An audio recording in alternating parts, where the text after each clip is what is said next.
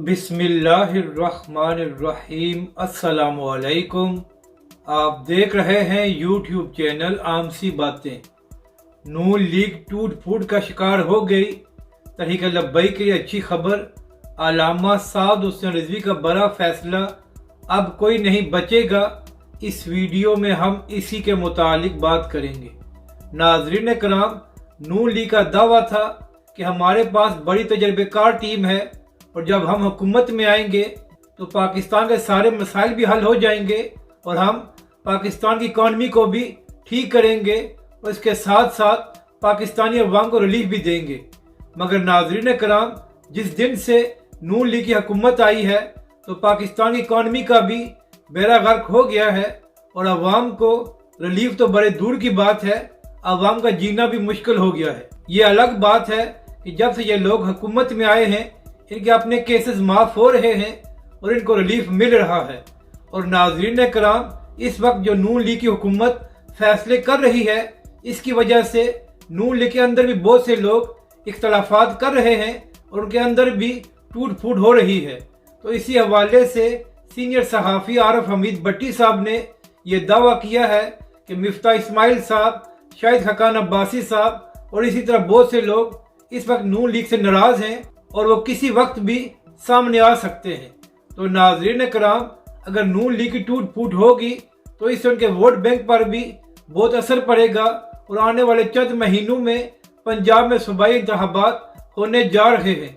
तो नाजरीन कराम, इसका फ़ायदा तहरीक लब्बैक पाकिस्तान पंजाब में उठा सकती है, क्योंकि अगर नून लीग में इख्तलाफात होंगे तो उनका वोट बैंक आगे पीछे हो जाएगा जो तहरीक लब्बैक पाकिस्तान को मिल सकता है। जबकि दूसरी जानब तहरीक लब्बैक कराची के अमीर मुफ्ती कासिम फखरी साहब ने दावा किया है कि हमारी दरख्वास्तों की सुनवाई नहीं हो रही, मगर जिन लोगों ने रिकाउंटिंग के लिए दरख्वास्तें दी हुई हैं उनको कहा जा रहा है कि आप इतने लाख रुपए दें तो आपकी सीट पक्की हो जाएगी।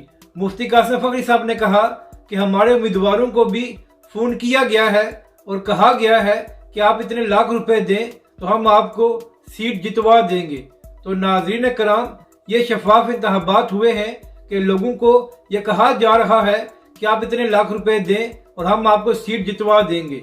जबकि दूसरी जानब नाजरीन कराम, हालिया बलदियाती इंतखाबात में दांधली के बावजूद जो तहरीक लब्बैक पाकिस्तान की पोजीशन सामने आई है, इसके बाद अल्लामा साद हुसैन रिजवी ने एक बड़ी आला सतह की कमेटी कायम की है और वो आला सतह की कमेटी इन बलदियाती इंतखाबात में जो तहरीक लब्बैक के उम्मीदवार और जिम्मेदारान थे उनकी कारकर्दगी के बारे में पूरी रिपोर्ट तैयार करेगी और इसके बाद तहरीक लब्बैक के सरबराह के सामने पेश की जाएगी। और इसके साथ साथ इस कमेटी का ये भी काम है कि वो पूरे मुल्क में सूबाई और जो कौमी असम्बली के तहरीक लब्बैक पाकिस्तान के उम्मीदवारान और जिम्मेदारान हैं उनके बारे में भी पूरी रिपोर्ट जमा करके अल्लामा साद हुसैन रिजवी को जमा कराई जाएगी।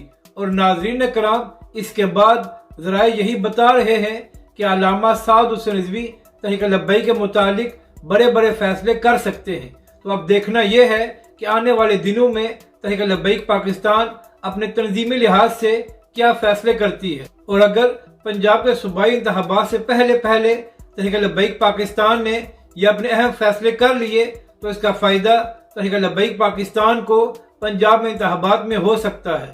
अपनी राय का ज़रूर इज़हार करें कि आपको ये वीडियो कैसी लगी और हमारे इस चैनल को भी सब्सक्राइब करें।